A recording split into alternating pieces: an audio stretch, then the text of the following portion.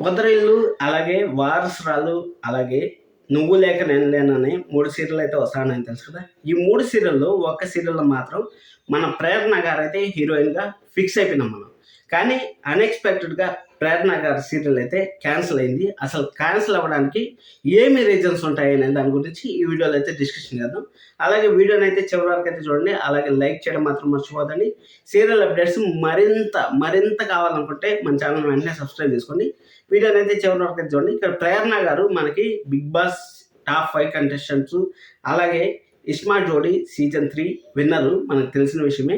అక్కడ అంత ఫేమ్ అయితే వచ్చేసింది ప్రేరణ గారికి. అంత ఫేమ్ వచ్చేసిన తర్వాత చిన్న క్యారెక్టర్లు, అలాగే చిన్న హీరోల మధ్యన చేయాలని మాత్రం ఖచ్చితంగా డిసప్పాయింట్ అయితే అవుతుంది. అంటే ఫస్ట్ హీరోయిన్ సెలెక్ట్ చేసిన తర్వాత హీరోని సెలెక్ట్ చేసింటారని నా అభిప్రాయం. ఎందుకని ఈ విధంగా చెప్తానంటే ఇక్కడ ఒకటి హీరోయిన్ స్టోరీ అంతా ఎక్స్ప్లెయిన్ చేసిన తర్వాత వాళ్ళకి అగ్రీనా లేదా అనేసి చూసుకుంటారు. అగ్రీ అయిన తర్వాత రెమ్యునరేషన్ మాట్లాడుకుంటారు. రెమ్యునరేషన్ మాట్లాడుకున్న తర్వాత నెక్స్ట్ హీరోని ఎవరుగా పెట్టుకోవాలనేసి అనుకుంటారు. ఇన్ కేస్ హీరో కానీ వేరే యాక్టర్ లేకపోతే వాళ్ళకి సెట్ గారు అనుకున్నప్పుడు వాళ్ళే స్టార్టింగ్లోనే సీరియల్ నుంచి తప్పుకునేస్తే మంచిదని వాళ్ళే డిసైడ్ అయిపోతారు. ఎందుకంటే ఒక మంచి బ్రాండ్ ఉండే హీరోయిన్ అక్కడ బ్రాండ్ లేకుండా కొత్తగా న్యూ యాక్టర్తో యాక్ట్ చేయాలంటే మాత్రం కొంచెం హీరోయిన్ డామినేషన్ ఉంటుంది.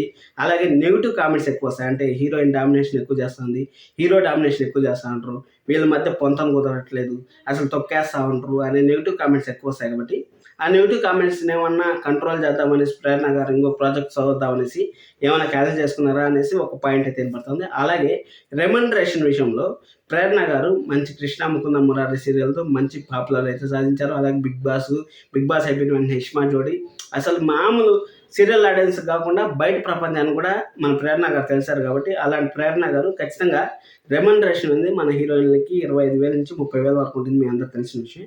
కానీ ఎక్కువ డిమాండ్ చేశారు అనేసి ఈ వార్త కూడా అయితే ఒకటి బయటకు వస్తుంది. అంటే ఇంత డబ్బులు ఇచ్చి మేము 15 రోజులు షూటింగ్ అనగానే అంత బడ్జెట్ లేదు, మాకు టైం దొరికేది కూడా 9:30 దొరకచ్చు, లేకపోతే 10 PM దొరకచ్చు. అది అయిపోయిన తర్వాత 1 ఇయర్లో మళ్ళీ ఒక 9 monthsలో మళ్ళీ చేంజ్ చేయాల్సి వస్తుంది. ఈ విధంగా వాళ్ళు ప్రొడ్యూసర్స్ కూడా ఆలోచించి ఆ ప్రాజెక్ట్ నుంచి తప్పించారు అనేసి అయితే మనకైతే తెలుస్తుంది.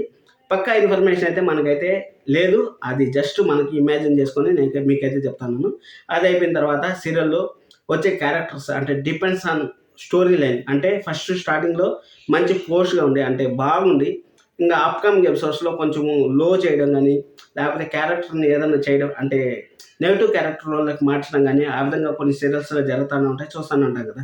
ఆ విధంగా కూడా ఏదైనా డిస్టర్బెన్సెస్ వస్తాయా అనేసి అగ్రిమెంట్లో ఏదన్నా వాళ్ళు ఏమైనా మెలికి పెట్టారా ఏమనేసి మనకైతే తెలియదు. కాబట్టి అలాంటి పొజిషన్ కూడా వస్తుంది కొన్ని సీరియల్లో మనం చూస్తూనే ఉన్నాం. హీరో రీప్లేస్మెంట్, హీరోయిన్ రీప్లేస్మెంట్ అవంతా అలాంటివి ముందు జాగ్రత్తగా ఇంత ఫేమ్ వచ్చిన తర్వాత వెనక్కి రావడం అనేది కూడా కరెక్ట్ కాదు అనేసి వాళ్ళు ఏమైనా డిసైడ్ చేసుకున్నారేమో మనకైతే తెలియదు.